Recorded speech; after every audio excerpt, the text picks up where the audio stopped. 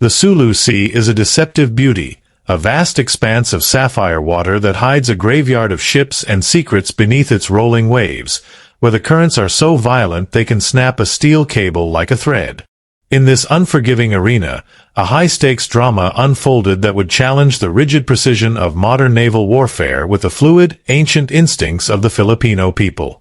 It began when the JS Inazuma, a state-of-the-art destroyer of the Japan Maritime Self-Defense Force, entered Philippine waters on a joint training exercise that was actually a cover for a critical recovery mission. They were hunting for the Kitsune, a prototype autonomous underwater vehicle worth $50 million that had malfunctioned and plummeted into a deep, jagged underwater canyon known as the Devil's Throat. The Japanese commanders were anxious, their reputations on the line, believing that only their superior technology could salvage the lost asset from such a hostile environment. On the bridge of the Inazuma, Lieutenant Commander Kenjiro Tanaka stared at the sonar screens with a furrowed brow, his posture stiff and formal, a man who lived by manuals and mathematical certainty. Tanaka was a veteran of the JMSDF, a man who believed that chaos could be tamed with enough planning and equipment, and he had brought the best of both. A team of saturation divers equipped with the latest rebreather technology and a remotely operated vehicle, ROV, capable of crushing a tank. Beside the massive Japanese destroyer bobbed a much smaller, weather-beaten vessel of the Philippine Navy, the BRP Dagupan, which looked like a toy boat in the shadow of the steel giant. Tanaka looked down at the smaller ship with a mix of skepticism and polite tolerance, wondering how these local sailors, with their aging equipment, could possibly assist in a mission that was straining the limits of Japanese engineering. The leader of the Filipino team was Master Sergeant Bayani Boy Santos, a man who didn't look like a soldier so much as he looked like a part of the reef itself, with skin bronzed by decades of sun and salt. Bayani was not just a Navy SEAL. He was a direct descendant of the Badjao, the legendary sea gypsies of the southern Philippines, born on a boat and taught to hold his breath before he could walk. While the Japanese divers were on their deck checking their digital gauges and calibrating their gas mixtures with laptops, Bayani was sitting on the gunwale of the Dagupan, shirtless, smoking a cigarette, and staring at the way the water moved against the hull. He wasn't looking at data. He was listening to the ocean's heartbeat, feeling the temperature shift in the wind, and understanding the mood of the sea in a way no computer could process. The briefing in the Inazuma's high-tech command center was a clash of cultures, with the air conditioning humming loudly against the tense silence of the room. Tanaka presented a 3D holographic map of the canyon, explaining in precise English that the Kitsune was wedged under a rock overhang at a depth of 80 meters, buffeted by unpredictable lateral currents. He outlined a plan that involved a 3-hour descent, a robotic arm stabilization, and a slow, methodical extraction that would minimize risk but maximize exposure to the crushing pressure. Bayani stood at the back of the room, arms crossed, listening quietly until Tanaka finished. Then he stepped forward and tapped the screen at a specific point where the current swirled. "Sir," Bayani said softly, "if you go that slow, the current will smash your robot against the wall. You have to be fast, like a fish, not a tank." Tanaka dismissed the Filipino's concern with a polite bow, confident that his ROV's thrusters were powerful enough to overcome any natural force the Sulu Sea could conjure. The operation commenced an hour later, the massive Japanese robot descending into the blue abyss on a thick umbilical tether, its lights piercing the eternal gloom. On the screens, the Japanese crew watched as the machine reached the canyon, but as soon as it entered the Devil's Throat, chaos erupted. A hidden down current, invisible to the sensors but predicted by Bayani, slammed into the ROV, spinning it wildly and tangling its tether around a jagged spire of coral. The multi-million-dollar robot was now trapped, just like the prototype it was sent to save, and the Japanese engineers watched in horror as the telemetry turned red. Panic began to set in on the bridge of the Inazuma as the engineers realized that pulling the tether would snap it, losing both the ROV and the prototype forever. Tanaka turned to his own elite divers, men trained in the best schools in Tokyo, but they hesitated, looking at the data that showed the current velocity was well beyond their safety operational limits. To send a man into that swirling washing machine of sharp rocks and heavy water using standard rigid protocols would be a suicide mission. Tanaka felt the weight of failure crushing him. He was looking at a loss of nearly $100 million of equipment and a devastating blow to national pride. It was then that Bayani's voice crackled over the radio from the Dagupan, calm and devoid of the panic that had gripped the destroyer. "Commander," he said, "let us go down, my boys are ready." Tanaka looked at the screens, then at the turbulent water, and finally at the Filipino captain standing beside him, who simply nodded. With no other options and desperation clouding his judgment, Tanaka authorized the dive, expecting to be writing condolence letters to the families of the Filipino divers by sunset. He didn't know he was about to witness a masterclass in aquatic adaptation. Bayani and his dive partner, Corporal Jojo Ramos, didn't gear up with the heavy, bulky hard suits the Japanese expected. Instead, they wore streamlined wetsuits and customized, low-profile tanks that looked decades old but were maintained with loving care. They didn't carry heavy computers. They carried knives and simple depth gauges, relying on their internal clocks and the feel of the pressure in their ears. As they stood on the dive platform, Bayani closed his eyes for a moment, slowing his heart rate down using an ancient Badjao technique, oxygenating his blood and preparing his mind for the darkness. They splashed into the water with barely a ripple, disappearing into the blue before the Japanese observers could even start their stopwatches. Underwater, the current grabbed them immediately, a giant invisible hand trying to smash them against the hull of the destroyer. But instead of fighting the current like the Japanese robot had, Bayani and Jojo relaxed their bodies, turning their fins to angle themselves into the flow. They rode the violent stream like surfers riding a wave, using the ocean's energy to propel them downward at terrifying speeds. On the sonar screens in the Inazuma, the Japanese operators gasped, seeing the two blips moving toward the canyon faster than any human should be able to swim. "They are falling," one operator shouted, thinking the divers had lost buoyancy control.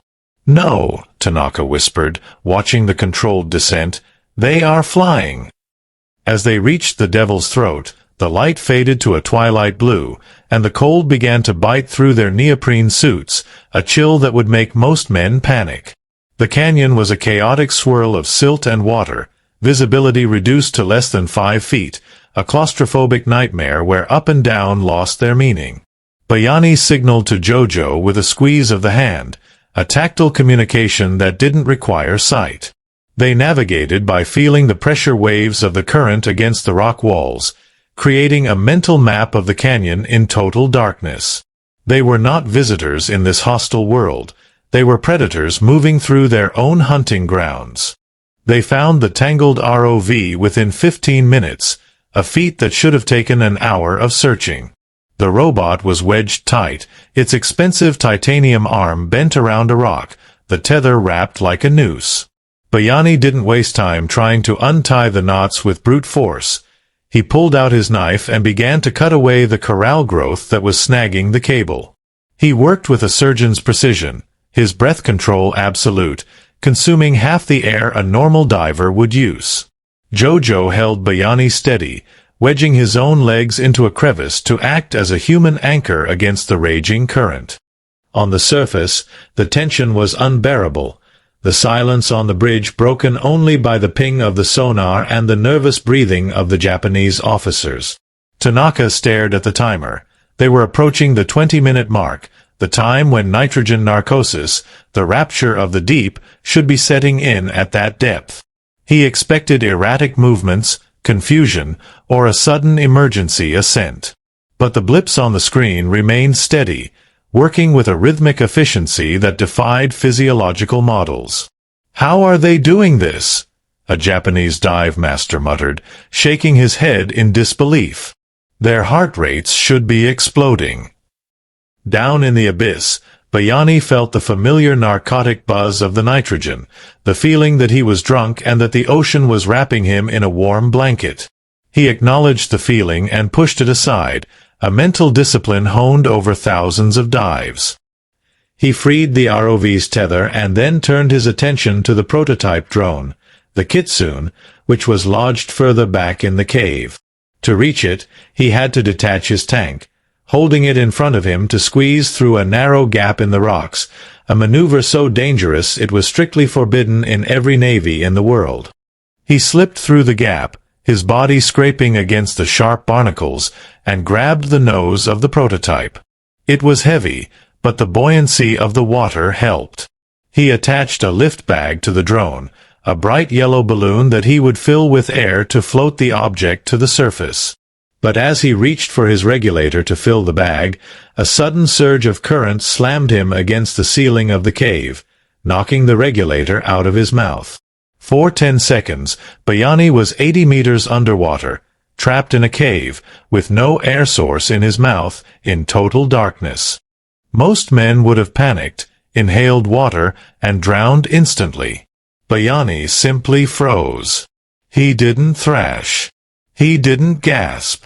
He calmly reached back, located the hose by feel, swept his arm around to recover the regulator, and placed it back in his mouth, clearing the water with a sharp exhale.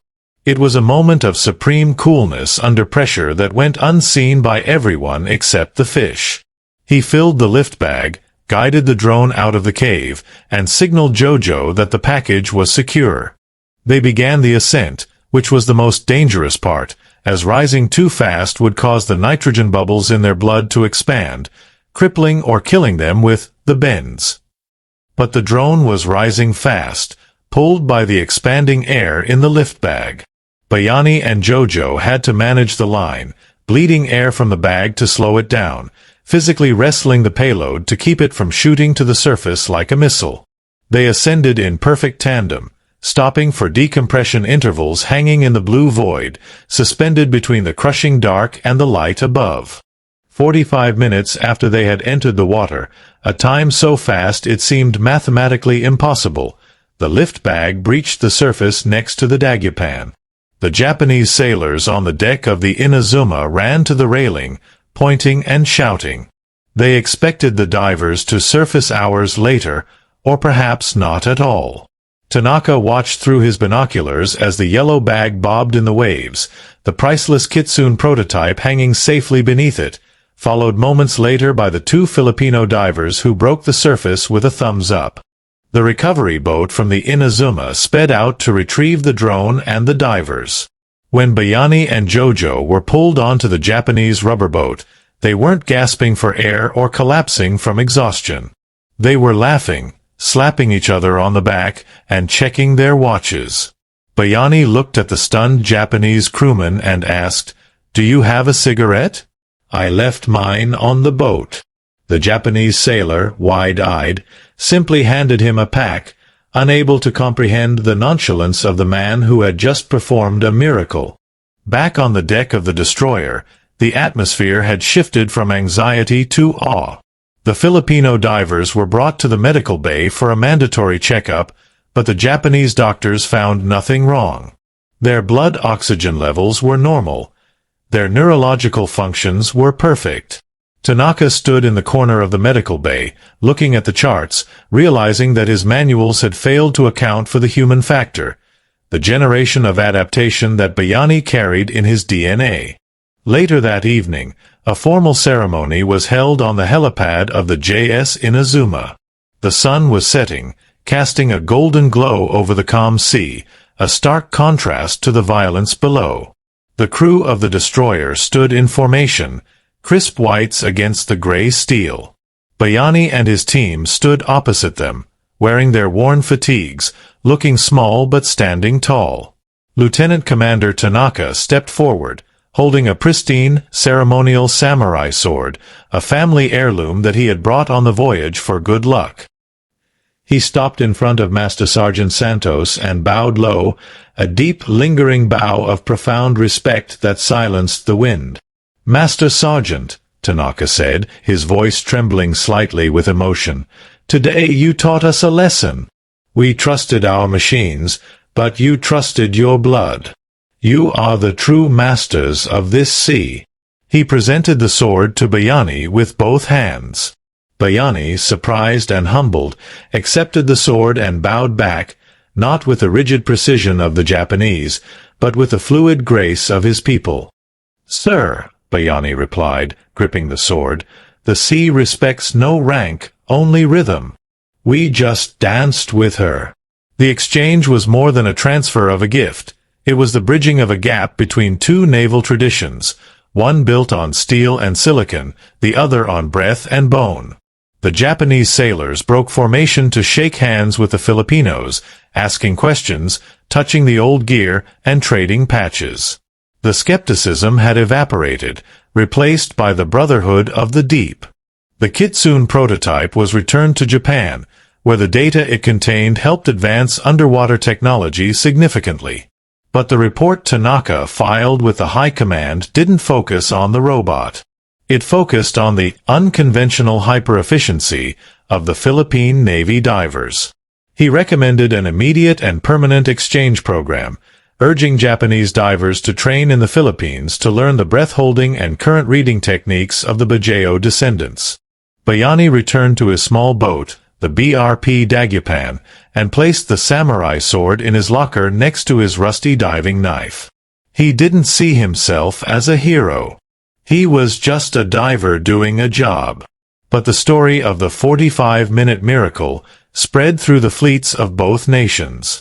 It became a legend in the mess halls, a story told to young recruits about the time the sea gypsies outswam the robots.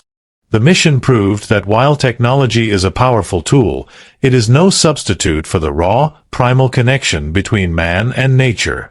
The Japanese Navy had brought millions of dollars of gear to the Sulu Sea, but the Philippines had brought something priceless, the spirit of the ocean itself. And in the deep, dark silence of the Devil's Throat, that spirit had prevailed. Months later, a package arrived at the Philippine Navy headquarters addressed to Master Sergeant Santos. Inside was a brand-new, top-of-the-line dive computer and a handwritten note from Tanaka. The note read, "To the man who doesn't need this, but might want to know how fast he is beating the rest of the world." Bayani smiled, put the computer on his wrist, and jumped into the water, sinking once again into the embrace of the blue, where he was always and forever the king. The collaboration marked a turning point in the relationship between the two navies, fostering a respect that went beyond treaties and politics. It was a bond forged in the crushing pressure of the deep, where survival depends not on the flag on your shoulder, but on the trust in your partner. And every time a Japanese ship passes through the Sulu Sea now, they dip their ensign in salute, not just to the Philippine flag, but to the ghosts of the deep and the men like Bayani who call it home. The sea keeps many secrets, burying ships and planes in its sandy floor, but it also reveals the true character of men. In the face of impossible odds, the Filipino divers showed the world that heart, heritage, and instinct are the ultimate weapons. The speed of their mission shocked the mind, but the bravery of their souls melted the hearts of their allies, creating a legacy that would float forever on the tides of the Sulu Sea. So the next time you look at the ocean, remember that beneath the surface, there are heroes who don't wear capes. They wear fins. They are the guardians of the deep, the masters of the current, and the living proof that sometimes the old ways are the best ways. And if you ever find yourself in the Devil's Throat, pray that you have a Badjao diver by your side. If you enjoyed this story of courage and skill, please like this video and subscribe for more incredible tales of heroism.